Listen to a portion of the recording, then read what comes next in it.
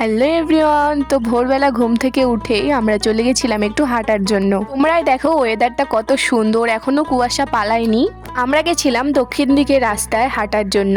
এখন গাইস ওয়েদারটা কত সুন্দর, চারিদিকটা কুয়াশায় কুয়াশাময়। গুড মর্নিং এভরিওয়ান, আমরা সকালে হাঁটতে বের হয়েছি। ওই ফুলটা কিন্তু ভালো জোস ছবি আসবে ওই ফুলটাতে। আরে ফুল, আজকে আমরা মর্নিং ওয়াক করতে বের হয়েছি। জানি না ব্লগে কি দিবে খুশি। চারিদিকের পরিবেশটা ছিল অসংখ্য সুন্দর। আমরা দুজনাই ছিলাম রাস্তায়, আর কেউ ছিল না, রাস্তাটা পুরাটাই ফাঁকা। ওই যাব আমাদের গন্তব্যে, যে ওইখানে চট্টনটার ওখানে, আর ওই যে আমাদের শ্মশান পাশেই শ্মশান। আমাদের কিন্তু ভয় লাগতেছে, কেউ নাই গাইস। এই ভোরের মধ্যে শুধু খুশি আর আমি, কেউ নাই গাইস, দেখেন কেউ নাই। কুয়াশা, কিন্তু চারপাশে অনেক কুয়াশা, ভয় লাগতেছে অনেক। নতুন কিছু একটা অ্যাডভেঞ্চার করা যাক, চলো। ওই যে শ্মশান, এই যে চট্টন। গাইস আমরা শ্মশান থেকে ঘুরে আসলাম। দেখেন আমাদের কত বড় সাহস, কত বড় কলিজা, যে আমরা গেছিলাম হচ্ছে এই যে শ্মশানে।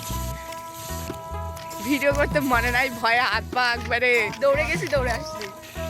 আমরা যাই নাই গাইস, এটা ছিল একটা মিথ্যা কথা। আমাদের এত বড় কলিজায় নাই যে আমরা যাব। তো আমরা এখন যাচ্ছি বাসায়, তো চলো বাসায় গিয়ে দেখা হবে। এরপর আমরা বাসায় এসে স্নান করে সবাই মিলে চলে গেছিলাম পূজা দেওয়ার জন্য। তো আমরা এখানে সবকিছু সাজিয়ে নিয়েছি। আমরা তিনজনে কিন্তু একই রকম ড্রেস পরেছিলাম। আমরা ফাইনালি চলে এসেছি মন্দিরে। তো দেখো এটা হচ্ছে একটা কালী মায়ের মন্দির। মন্দিরে প্রবেশ করে তারপর আমরা গেছিলাম কালী মায়ের জন্য ফুল তুলতে। এই যে ফুলগুলো, তো এখানে আমরা পুজো কমপ্লিট করে নিলাম।